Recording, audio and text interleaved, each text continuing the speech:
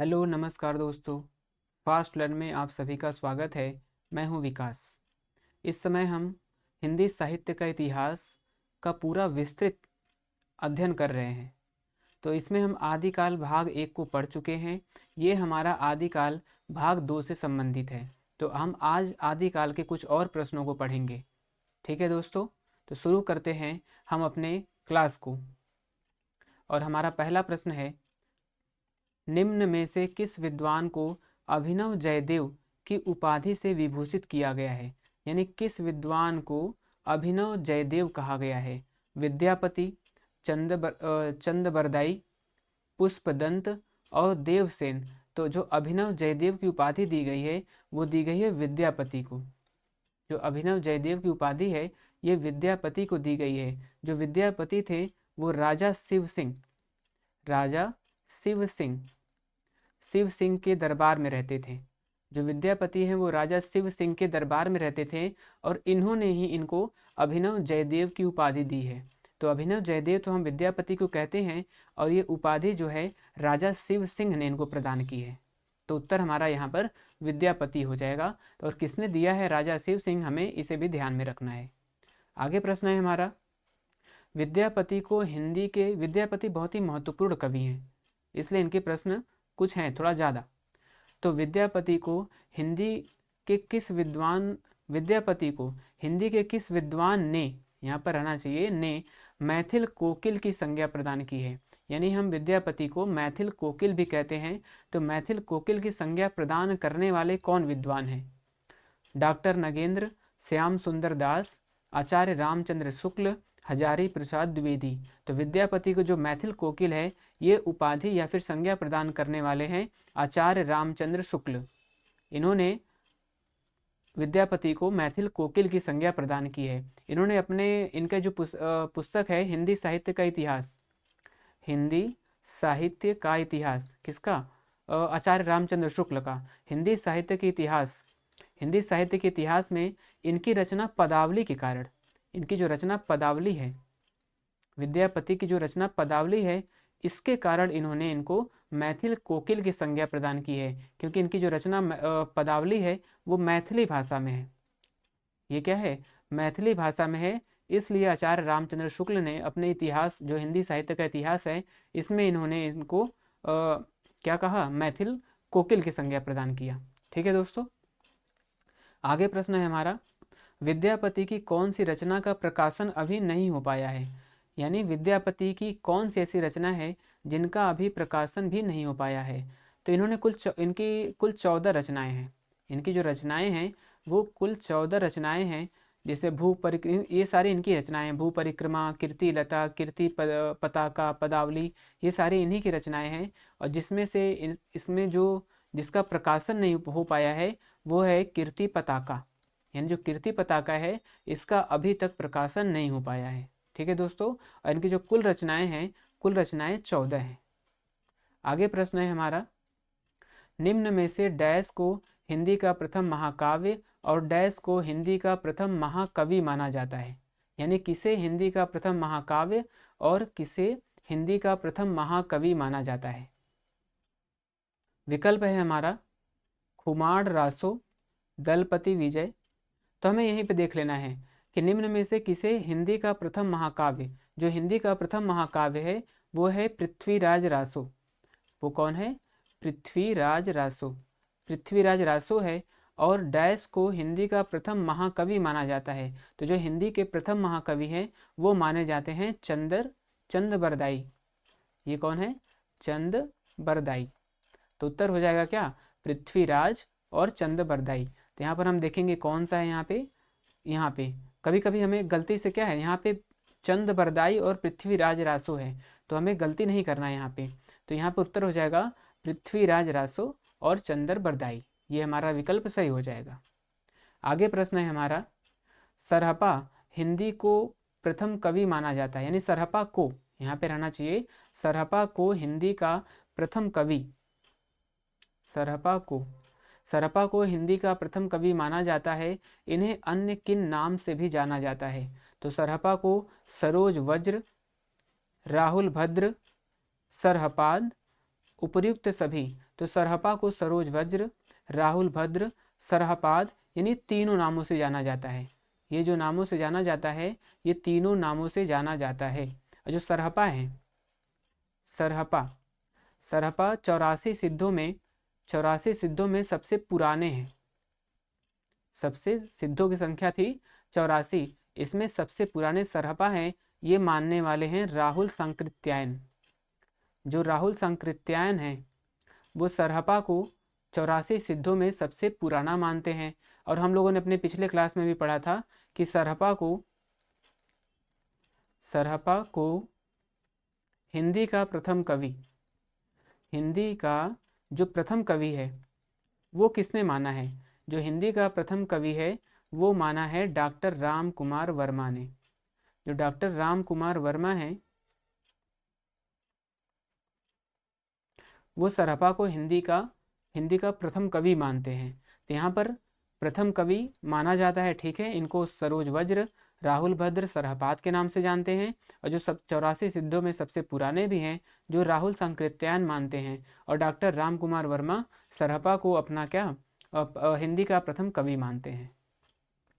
आगे प्रश्न है हमारा, वर्ण रत्नाकर के रचनाकार हैं, यानी वर्ण रत्नाकर की रचना किसके द्वारा की गई है? स्वयंभू, सरहपा, ज्योतिरीश्वर ठाकुर और जीन दत्त सूरी। तो जो वर्ण रत्नाकर हैं इसके रचनाकार हैं ज्योतिरीश्वर ठाकुर। ज्योतिरीश्वर ठाकुर ने वर्ण रत्नाकर की रचना की है और ये मैथिली भाषा में रचित है। इसकी जो भाषा है वो मैथिली भाषा है। और इसकी खास विशेषता क्या है? सिद्धों की संख्या जो 84 है, 84 सिद्धों का वर्णन इसमें किया गया है। यानी 84 सिद्धों का जो वर्णन है वो हमें ज्योतिरीश्वर ठाकुर के वर्ण रत्नाकर में मिलता है। तो वर्ण रत्नाकर के रचनाकार यहाँ पे हो गए ज्योतिरीश्वर ठाकुर और इसकी भाषा है मैथिली और 84 सिद्धों का वर्णन इसमें हमें देखने को मिलता है। तो उत्तर हमारा ज्योतिरीश्वर ठाकुर हो जाएगा। आगे प्रश्न है, सिद्धों की भाषा को डैश के नाम से जाना जाता है। यानी जो सिद्ध हैं इनकी भाषा क्या है? प्राकृत भाषा, संध्या भाषा या संध्या भाषा, पाली और अपभ्रंश। तो जो सिद्धों की भाषा है, सिद्धों की भाषा को संध्या भाषा या फिर संध्या भाषा भी कहा गया है। प्रश्न में आ जाता है कि सिद्धों की भाषा किस नाम से जानी जाती है? तो जो सिद्धों की भाषा है वो संध्या भाषा या फिर संध्या भाषा के नाम से जानी जाती है। अगला प्रश्न है हमारा, अपभ्रंश शब्द का सर्वप्रथम उल्लेख किस विद्वान के द्वारा किया गया है? यानी जो अपभ्रंश शब्द है, अपभ्रंश भाषा हम लोग पढ़ते हैं, तो अपभ्रंश शब्द का सर्वप्रथम उल्लेख किसके द्वारा किया गया? गौतम, कपिल मुनि, पतंजलि और जैमिनी। तो जो अपभ्रंश शब्द है इसका सबसे पहले उल्लेख करने वाले पतंजलि हैं। पतंजलि ने ही अपभ्रंश शब्द का सर्वप्रथम उल्लेख किया था। आगे प्रश्न है, खड़ी बोली हिंदी में सर्वप्रथम रचना करने वाले कवि कौन हैं? खड़ी बोली हिंदी में सबसे पहले जो रचना करने वाले कवि हैं रहीम दास, अमीर खुसरो, मलिक मोहम्मद जायसी और लल्लू लाल। तो इसकी रचना करने वाले कौन हैं? अमीर खुसरो। खड़ी बोली हिंदी में सर्वप्रथम रचना करने वाले अमीर खुसरो हैं। अमीर खुसरो ने सबसे पहले पहेलियाँ, जो पहेलियाँ हैं, मुकरियाँ हैं, पहेलियाँ हैं, मुकरियाँ हैं, गज़ल है, गज़ल, तबला, सितार, इन सब का प्रतिपादन या फिर इन सब की शुरुआत करने वाले कौन है? इन पहेलियाँ हो गया, मुकरियाँ हो गया, गज़ल हो गया, सितार हो गया, तबला हो गया, इन सब की शुरुआत करने वाले कौन है? अमीर खुसरो ही हैं। तो खड़ी बोली हिंदी में सर्वप्रथम रचना करने वाले अमीर खुसरो और इन सब चीज़ों का पहेलियाँ, मुकरियाँ, गज़ल, सितार, तबला, इन सब की भी शुरुआत करने वाले अमीर खुसरो को, इन सब का श्रेय अमीर खुसरो को ही जाता है। आगे प्रश्न है हमारा, चर्यापद की रचना किस सिद्ध विद्वान के द्वारा किया गया है? यानी चर्यापद की रचना किसके द्वारा की गई है? सरहपा, सबरपा, लुईपा और कढ़पा। तो चर्यापद की रचना करने वाले कौन हैं? चर्यापद की रचना करने वाले हैं सबरपा। चर्यापद की रचना करने वाले सबरपा हैं। जो सबरपा हैं वो सरहपा के शिष्य, सरहपा सरहपा के शिष्य, ये सरहपा के शिष्य थे। तो चर्यापद की रचना किसने की है? चर्यापद की रचना करने वाले सबरपा हैं और ये सरहपा के शिष्य थे। और दूसरी बात कि ये लुइपा के गुरु भी थे। ये लुइपा, जो लुइपा सिद्ध कवि थे, इनके गुरु, इनके थोड़ी राइटिंग अभी अच्छी नहीं है, ये लुइपा के गुरु थे। तो जो सबरपा हैं वो सरहपा के शिष्य थे और लुइपा के गुरु थे। आगे प्रश्न है हमारा, 84 सिद्धों में किस सिद्ध कवि का स्थान प्रथम तथा सबसे ऊंचा माना जाता है? तो हम लोगों ने पढ़ा है कि जो सरहपा है वो सबसे पुराने हैं, लेकिन 84 सिद्ध में जो स्थान है, सबसे ऊंचा स्थान, यानी सबसे अच्छा, सबसे ऊंचा स्थान वो किसे प्राप्त है? सरहपा को, डोम्बिपा को, लुइपा को, कढ़पा को। तो 84 सिद्धों में सबसे पुराने तो सरहपा है, लेकिन जो सबसे ऊंचा स्थान प्राप्त है वो स्थान प्राप्त है लुइपा को। यहाँ लिखा है कि सिद्ध कवि को स्थान प्रथम तथा सबसे ऊंचा, यानी प्रथम तथा सबसे ऊंचा स्थान किसको प्राप्त है? वो है लुइपा को। आगे प्रश्न है हमारा, उक्ति व्यक्ति प्रकरण के रचयिता, उक्ति व्यक्ति प्रकरण के रचयिता कौन है? जगनिक है, विद्यापति हैं, भट्ट केदार हैं और दामोदर शर्मा हैं। तो इसकी रचना, उक्ति व्यक्ति जो प्रकरण है, ये एक व्याकरण ग्रंथ है, ये एक व्याकरण ग्रंथ है। तो ये भी कभी कभी प्रश्न में आता है कि जो उक्ति व्यक्ति प्रकरण है वो किस प्रकार का ग्रंथ है? तो उक्ति व्यक्ति प्रकरण एक व्याकरण ग्रंथ है और इसकी रचना करने वाले हैं दामोदर शर्मा, एक प्रसिद्ध ग्रंथ है। तो इसे हमें ध्यान में रखना है। और ये एक व्याकरण ग्रंथ है और इसके जो रचनाकार हैं यानी रचयिता हैं वो दामोदर शर्मा जी हैं। ठीक है दोस्तों, अगले प्रश्न पर आते हैं। हिंदी के किस विद्वान के द्वारा सर्वप्रथम अपभ्रंश का नामकरण पुराने हिंदी के रूप में किया गया? यानी जो अपभ्रंश है, अपभ्रंश को पुराने हिंदी नामकरण किसने किया? तो यहाँ पे हमको बताना है सर्वप्रथम अपभ्रंश को पुराने हिंदी का नाम किसने दिया? चंद्रधर शर्मा गुलेरी ने, हजारी प्रसाद द्विवेदी ने, उपर्युक्त दोनों ने, कोई नहीं। तो यहाँ पर जो पुराने हिंदी का नामकरण किया था चंद्रधर शर्मा गुलेरी और हजारी प्रसाद द्विवेदी दोनों ने, इन दोनों लोगों ने इसे पुराने हिंदी के नाम से नामकरण किया है। लेकिन हमें बताना है सर्वप्रथम, तो सर्वप्रथम जो अपभ्रंश है उसको पुराने हिंदी का नाम देने वाले वो हैं चंद्रधर शर्मा गुलेरी, यानी सबसे पहले चंद्रधर शर्मा गुलेरी ने ही अपभ्रंश को पुराने हिंदी का नाम दिया था। उत्तर हमारा होगा चंद्रधर शर्मा गुलेरी। आगे प्रश्न है, सहजयान वज्रयान का प्रवर्तन किसके द्वारा किया गया? यानी सहजयान के प्रवर्तक कौन थे? प्रवर्तन या फिर प्रवर्तक कौन थे? सहजयान को हम वज्रयान भी कहते हैं, इसके प्रवर्तक कौन थे? डोम्बिपा, लुइपा, सरहपा और कढ़पा। तो सहजयान और वज्रयान के जो प्रवर्तक हैं वो हैं सरहपा, सरहपा ने इसका प्रवर्तन किया था। तो उत्तर हमारा यहाँ पर सरहपा हो जाएगा। आगे प्रश्न है, सिद्धों की संख्या डैश व नाथों की संख्या डैश मानी गई है? तो जो सिद्ध हैं इनकी संख्या कितनी थी और जो नाथ हैं इनकी संख्या कितनी है? तो हमें पता है कि जो सिद्ध हैं इनकी संख्या है 84 और जो नाथ हैं नाथों की संख्या है 9। तो सिद्धों की संख्या कितनी मानी गई है? 84 और नाथों की संख्या 9। तो हमें ढूंढना है 84 और 9। यहाँ पे विकल्प हमारा 3 उत्तर सही हो जाएगा। ठीक है दोस्तों, आगे चलते हैं। आक्रोश की भाषा का पहला प्रयोग सरहपा में भी दिखाई देता है, यानी आक्रोश की भाषा का पहला प्रयोग सरहपा में ही दिखाई देता है। उपर्युक्त उक्ति किस विद्वान के द्वारा दिया गया है? हमें बताना है कि जो उपर्युक्त उक्ति है वो किस विद्वान के द्वारा दिया गया है। आचार्य रामचंद्र शुक्ल, हजारी प्रसाद द्विवेदी, डॉक्टर नगेंद्र, बच्चन सिंह। यानी ये उक्ति क्या है? आक्रोश की भाषा का पहला प्रयोग सरहपा में ही दिखाई देता है। ये उक्ति कहने वाले हैं डॉक्टर बच्चन सिंह। डॉक्टर बच्चन सिंह ने कहा है कि आक्रोश की भाषा का पहला प्रयोग सरहपा में दिखाई देता है। तो उत्तर हमारा यहाँ पर डॉक्टर बच्चन सिंह होगा। अगला प्रश्न है हमारा, नाथ संप्रदाय का प्रवर्तक कौन है या किसे माना जाता है? जो नाथ संप्रदाय है इसके प्रवर्तक कौन है? तो नाथ संप्रदाय के जो प्रवर्तक हैं वह है गोरखनाथ, यानी डॉक्टर राम कुमार वर्मा। जो डॉक्टर राम कुमार वर्मा, जो डॉक्टर राम कुमार वर्मा है, वो नाथ संप्रदाय का प्रवर्तक किसे मानते हैं? गोरखनाथ को मानते हैं। गोरखनाथ को डॉक्टर राम कुमार वर्मा ने क्या माना है? नाथ संप्रदाय का प्रवर्तक माना है। और जो मिस्र बंधु हैं, यानी मिस्र बंधु, जो मिस्र बंधु हैं, मिस्र बंधु ने इन्हें, यानी इन्हें मतलब गोरखनाथ को क्या है? हिंदी गद्य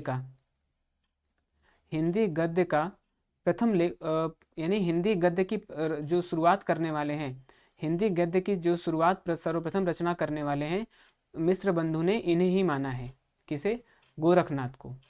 ठीक है दोस्तों, आगे प्रश्न है हमारा, गोरखनाथ की रचनाओं का संकलन गोरख बानी के नाम से किस विद्वान के द्वारा किया गया है? हजारी प्रसाद द्विवेदी, रमा शंकर शुक्ल, डॉक्टर पीताम्बर दत्त बड़थवाल और बच्चन सिंह। यानी कि तो यहाँ पे दो प्रश्न हो गए। जो गोरखनाथ हैं, इनकी रचनाओं का संकलन गोरख बानी के नाम से किया गया। तो एक तो हमें ये याद रखना है कि इनकी जो रचनाएं हैं वो गोरख बानी में संकलित हैं। और दूसरा, इसका संकलन करता कौन है? तो इसके जो संकलन करता है वह है डॉक्टर पीताम्बर दत्त बड़थवाल। यानी गोरखनाथ की रचनाओं का संकलन गोरख बानी के नाम से करने वाले हैं डॉक्टर पीताम्बर दत्त बड़थवाल। ठीक है दोस्तों, अगला प्रश्न है हमारा, अवधू मन चंगा तो कठौती में गंगा किसकी प्रसिद्ध काव्य पंक्ति है? अवधू मन चंगा तो कठौती में गंगा किसकी प्रसिद्ध काव्य पंक्ति है? चौरंगी नाथ, गोरखनाथ, नागार्जुन और जड़ भरत। तो ये अवधू मन चंगा तो कठौती में गंगा जो काव्य उक्ति है वह है गोरखनाथ जी का। उत्तर तो हमारा हो जाएगा यहाँ पे गोरखनाथ। नाथों की भाषा को किस विद्वान के द्वारा फक्कड़ भाषा कहा गया है? यानी जो नाथ हैं इनकी भाषा को फक्कड़ भाषा किसने कहा है? महावीर प्रसाद द्विवेदी ने, आचार्य चतुरसेन शास्त्री ने, आचार्य रामचंद्र शुक्ल ने और हजारी प्रसाद द्विवेदी ने। यानी फक्कड़ भाषा, जो नाथ हैं इनकी भाषा को फक्कड़ भाषा किसने कहा है? तो इनकी भाषा को फक्कड़ भाषा कहने वाले जो विद्वान हैं वो है आचार्य चतुरसेन शास्त्री। जो नाथों की भाषा है वो जन भाषा, यानी वो जन भाषा यानी लोगों की भाषा थी। ठीक है, इसे पुरानी हिंदी भी कहते हैं, इसे हम पुरानी हिंदी भी कहते हैं। पुरानी हिंदी या फिर जन भाषा है। तो चतुरसेन शास्त्री जो हैं इनकी भाषा को फक्कड़ भाषा कहते हैं। क्या कहते हैं दोस्तों? फक्कड़ भाषा कहते हैं। इसे हमें ध्यान रखना है। आगे प्रश्न है हमारा, निम्न में से किस कवि का वास्तविक नाम चंगदेव है? किसका जो वास्तविक नाम है वो चंगदेव है? तो भीमनाथ, हेमचंद्र, मधुकर कवि और नागार्जुन। तो जो वास्तविक नाम चंगदेव है वो है हेमचंद्र। हेमचंद्र का जो वास्तविक नाम है वो चंगदेव है। इन्हें हम प्राकृत का पाणिनि, प्राकृत में प्राकृत भाषा की बात कर रहे हैं, प्राकृत भाषा का पाणिनि इन्हें कहा गया है। किसे? हेमचंद्र को प्राकृत भाषा का पाणिनि कहा गया है। इनकी जो मुख्य रचनाएं हैं वो हम लोग पढ़े हैं क्या? शब्दानुशासन और एक इनकी रचना है छंदानुशासन। इनकी और भी प्रमुख रचनाएं हैं जिसमें से ये बहुत ही महत्वपूर्ण है जो बार बार परीक्षा में पूछे जाते हैं। तो छंदानुशासन और शब्दानुशासन ये हेमचंद्र की रचना है। तो यहाँ पर हमारा प्रश्न क्या था कि किसका नाम वास्तविक चंगदेव है? तो चंगदेव जो वास्तविक नाम है वो है हेमचंद्र का। अगला प्रश्न है हमारा, प्रसिद्ध कृति उपदेश रसायन किसकी कृति है? यानी उपदेश रसायन की रचना किसके द्वारा की गई है? विकल्प है हमारा राजशेखर, जीनदत्त सूरी, देवसेन और अम्बदेव। तो प्रसिद्ध कृति क्या है यहाँ पर? हमारा उपदेश रसायन की हम यहाँ बात कर रहे हैं। जो उपदेश रसायन है वो लिखा गया है जीनदत्त सूरी के द्वारा। यानी उपदेश रसायन की रचना किसके द्वारा की गई है? जीनदत्त सूरी के द्वारा की गई है। देवसेन की रचना हम लोग पढ़े हैं श्रावकाचार। की महत्वपूर्ण कृति है। तो उत्तर हमें बताना था यहाँ पे उपदेश रसायन किसकी कृति है, तो यहाँ पे हो जाएगा जैन दत्त सूरि। आगे प्रश्न है हमारा, कुमारपाल प्रतिबोध नामक ग्रंथ की रचना किस जैन कवि के द्वारा किया गया है। तो यहाँ पर प्रश्न है कुमारपाल प्रतिबोध जो ग्रंथ है इसकी रचना किसके द्वारा की गई है। सोमप्रभ सूरि, जैनदत्त सूरि, विजय सेन सूरि, शालिभद्र सूरि। तो इसकी जो रचना की गई है वो है सोमप्रभ सूरि, यानी कुमारपाल प्रतिबोध की रचना सोमप्रभ सूरि के द्वारा किया गया है। ठीक है दोस्तों, आगे हैं अपने प्रश्न पर चलते हैं। प्रबंध चिंतामणि एक प्रसिद्ध ग्रंथ है, इसके जो रचनाकार हैं वो कौन है। प्रबंध चिंतामणि ये एक प्रसिद्ध ग्रंथ है। प्रबंध चिंतामणि एक प्रसिद्ध ग्रंथ है, इसके रचनाकार डैश हैं। तो जो इसके रचनाकार हैं वो हैं शालिभद्र सूरि, आसुग कवि, धर्मदास, मेरुतुंग। तो इसके जो रचनाकार हैं प्रबंध चिंतामणि के वो हैं मेरुतुंग। मेरुतुंग ने ही प्रबंध चिंतामणि की रचना की है। ठीक है दोस्तों, अगले प्रश्न पे हम आते हैं। आचार्य रामचंद्र शुक्ल के अनुसार रासो शब्द की उत्पत्ति डैश से हुई है, यानी जो आचार्य रामचंद्र शुक्ल हैं वो रासो शब्द की उत्पत्ति किस शब्द से मानते हैं। रहस्य, रसिक, रसायन और रासक, यानी आचार्य रामचंद्र शुक्ल जो हैं वो रासो शब्द की उत्पत्ति किससे मानते हैं, तो ये मानते हैं हमारे रसायन। आचार्य रामचंद्र शुक्ल जो है रासो शब्द की उत्पत्ति रसायन शब्द से मानते हैं।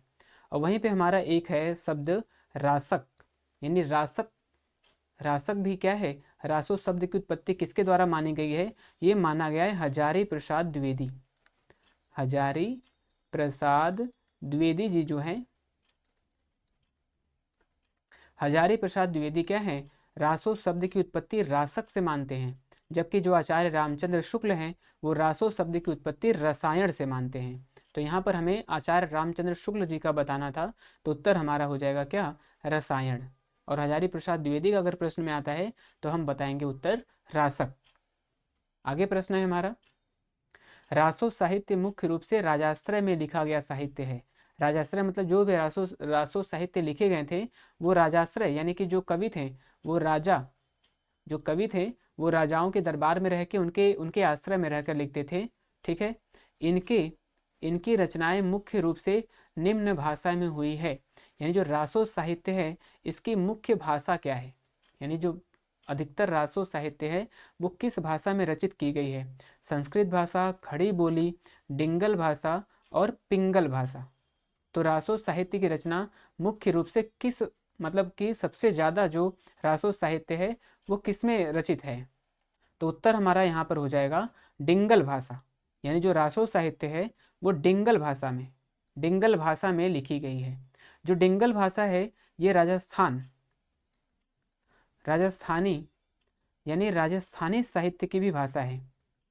राजस्थानी साहित्य की भी भाषा क्या है, डिंगल भाषा है। इसकी जो खास विशेषता है ये वीर रस प्रधान भाषा है, वीर रस प्रधान भाषा है। इसलिए क्या है, जो रासो साहित्य की मुख्य भाषा है इसकी ज़्यादातर जो रचनाएं हैं वो डिंगल भाषा में की गई हैं। ठीक है दोस्तों, और कुछ ऐसी जो रचनाएं हैं जो पिंगल भाषा में भी लिखी गई हैं। रासो साहित्य की कुछ रचनाएं पिंगल भाषा में लिखी गई हैं, और जो पिंगल भाषा है वो ब्रज भाषा से प्रभावित है। ये जो प्रश्न आता है कि जो पिंगल भाषा किस भाषा से संबंधित है, या फिर जो पिंगल भाषा है वो किस भाषा से प्रभावित है, तो जो पिंगल भाषा है ये ब्रज भाषा से प्रभावित है। हमें ये भी उत्तर ध्यान में रखना होगा। ठीक है दोस्तों, तो यहाँ पर उत्तर हमारा होगा डिंगल भाषा। आगे प्रश्न है हमारा, पिंगल भाषा निम्न में से किस भाषा से संबंधित या प्रभावित भाषा है। अभी हम लोगों ने ऊपर पढ़ा है, यानी जो पिंगल भाषा है वो किस भाषा से संबंधित है या किस भाषा से प्रभावित है, तो अभी हम लोग पढ़ेंगे ब्रज भाषा से संबंधित या ब्रज भाषा से प्रभावित भाषा है। ठीक है दोस्तों, आगे प्रश्न है हमारा, चंदर बरदाई को छंदों का राजा किस विद्वान ने कहा है। यानी जो चंदर बरदाई हैं उनको छंदों का राजा किस विद्वान के द्वारा कहा गया है, तो इसका उत्तर हमारा हो जाएगा नामवर सिंह। इसका उत्तर होगा नामवर सिंह, यानी चंदर बरदाई को छंदों का राजा किस विद्वान ने कहा है, तो छंदों का राजा कहने वाले हैं नामवर सिंह। नामवर सिंह ने चंद्रबरदाई को छंदों का राजा कहा है। ठीक है दोस्तों, आगे प्रश्न है हमारा, चंद्रबरदाई कृत पृथ्वीराज रासो को घटना कोश की संज्ञा किसके द्वारा दी गई है? घटना कोश की संज्ञा किसके द्वारा दी गई है? डॉक्टर श्याम सुंदर दास, उदय नारायण तिवारी, डॉक्टर नगेंद्र और दशरथ शर्मा। तो घटना कोश यानी कि चंद्रबरदाई की जो रचना है पृथ्वीराज रासो, इसको घटना कोश किसने कहा है? तो इसको घटना कोश कहने वाले जो विद्वान हैं वो है डॉक्टर नगेंद्र। डॉक्टर नगेंद्र ने इसे घटना कोश की संज्ञा दी है। और यहाँ पर हमारे दो विद्वान ऊपर हैं, डॉक्टर श्याम सुंदर दास और उदय नारायण तिवारी। ये दोनों लोगों ने, ये जो दोनों लोग हैं, इसे वीर काव्य कहते हैं, इसे वीर काव्य कहते हैं। तो यहाँ पर श्याम सुंदर दास और उदय नारायण तिवारी इसे वीर काव्य की संज्ञा देते हैं। डॉक्टर नगेंद्र जो है इसे घटना कोश की संज्ञा देते हैं। और दशरथ शर्मा है इसे वृहत महाभारत, इसे वृहत महाभारत की संज्ञा देते हैं, वृहत महाभारत। ये सारे ही प्रश्न महत्वपूर्ण हैं। यानी कि जो पृथ्वीराज रासो है इसे घटना कोश किसने कहा? डॉक्टर नगेंद्र ने कहा है। डॉक्टर श्याम सुंदर दास और उदय नारायण जो तिवारी हैं इन्होंने इसे वीर काव्य कहा है। और जो दशरथ शर्मा है ये इसे वृहत महाभारत कहते हैं। तो उत्तर तो हमारा यहाँ पर डॉक्टर नगेंद्र होगा। अगले प्रश्न पर आते हैं, आचार्य रामचंद्र शुक्ल ने डैश का नामकरण वीर गीत के रूप में किया है। यानी आचार्य रामचंद्र शुक्ल इसमें से वीर गीत किसे कहते हैं? पृथ्वीराज रासो को, खुमार रासो को, बिसल देव रासो को और हमीर रासो को। पृथ्वीराज रासो, खुमार रासो, बिसल देव रासो और हमीर रासो। तो इसमें किसे इन्होंने वीर गीत के रूप में कहा है? तो यहाँ पर जो रामचंद्र शुक्ल हैं ये वीर गीत कहते हैं बिसल देव रासो को। किसे? बिसल देव रासो को इन्होंने वीर गीत की संज्ञा प्रदान की है। और जो बिसल देव रासो है इसके रचनाकार कौन है?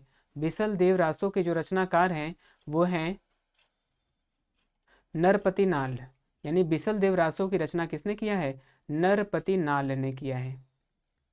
नरपति नाल, में इनका नाम भी याद रखना है।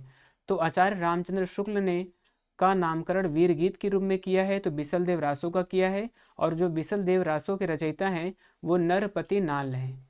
हम लोग जानते हैं पृथ्वीराज रासो, पृथ्वीराज रासो के रचयिता कौन है? चंद्रबरदाई हैं। खुमार रासो के रचयिता कौन है? वो हैं दलपति विजय, दलपति विजय हैं। और जो हमीर रासो है इसके जो रचनाकार हैं वो हैं सारंगधर। वो कौन है? वो सारंगधर, इस तरह भी लिखते हैं, सारंगधर ऐसे भी लिखते हैं दोस्तों। तो हमें नाम याद रखना है इनका। तो पृथ्वीराज रासो ये हो गया यहाँ पर। तो हमें उत्तर बताना क्या था? तो रामचंद्र शुक्ल वीर गीत किसे कहते हैं? तो वीर गीत के रूप में जो रामचंद्र शुक्ल ने माना है वो बिसल देव रासो को माना है। ठीक है दोस्तों, आगे प्रश्न है हमारा, परमाल रासो का नामकरण परमाल रासो किस विद्वान के द्वारा किया गया है? यानी परमाल रासो तो नाम है लेकिन इसका नामकरण परमाल रासो के रूप में किसने किया है? हमें ये बताना है। विकल्प है हमारा डॉक्टर श्याम सुंदर दास, रामचंद्र शुक्ल, हजारी प्रसाद द्विवेदी और डॉक्टर नगेंद्र। तो इसमें से क्या है? यहाँ पर परमाल रासो का नामकरण परमाल रासो किसके द्वारा किया गया है? तो इसका जो नामकरण किया गया है वो डॉक्टर श्याम सुंदर दास के द्वारा किया गया है। ठीक है, यानी डॉक्टर श्याम सुंदर दास ने ही परमाल रासो का नामकरण किया है। ठीक है दोस्तों, आगे प्रश्न है हमारा, आचार्य रामचंद्र शुक्ल के अनुसार हमीर रासो ग्रंथ के ग्रंथकार कौन है? यानी हमीर रासो ग्रंथ के ग्रंथकार यानी आचार्य रामचंद्र शुक्ल हमीर रासो के रचनाकार किसे मानते हैं? जोधराज, जज्जल कवि, जगनिक, मधुकर भट्ट। किसको मानते हैं? तो जो आचार्य रामचंद्र शुक्ल हैं वो हमीर रासो के जो ग्रंथकार हैं या रचनाकार हैं इनके अनुसार ये जोधराज, यानी जोधराज को क्या जोधराज हमीर रासो के ग्रंथ के जो रचनाकार हैं। अच्छा, आचार्य रामचंद्र शुक्ल के अनुसार कौन है? तो वह है जोधराज। ठीक है, और वहीं यहाँ पर है जज्जल कवि। जो जज्जल कवि हैं यानी कि हमीर रासो ग्रंथ के जो रचनाकार हैं वो जज्जल कवि जज्जल कवि को कौन मानते हैं? ये मानते हैं राहुल सांकृत्यायन। जो राहुल सांकृत्यायन है वो जज्जल कवि को हमीर रासो ग्रंथ के रचनाकार मानते हैं। ठीक है दोस्तों, यहाँ पर एक मधुकर भट्ट जी भी हैं। मधुकर भट्ट की जो रचना है वो है जय मयंक जस चंद्रिका। जय मयंक जस चंद्रिका, जस चंद्रिका, ये इनका एक महत्वपूर्ण ग्रंथ है। तो आचार्य रामचंद्र शुक्ल हमीर रासो ग्रंथ के रचनाकार जोधराज को मानते हैं। जज्जल कवि को कौन मानते हैं? वो राहुल सांकृत्यायन मानते हैं। और मधुकर भट्ट की रचना क्या है? जय मयंक जस चंद्रिका। ठीक है दोस्तों, तो दोस्तों आज का जो क्लास है हमारा पूरा हुआ। ठीक है दोस्तों, अभी हम आगे क्लास में आदिकाल से संबंधित जो कुछ और भी महत्वपूर्ण प्रश्न है उसको शामिल करेंगे।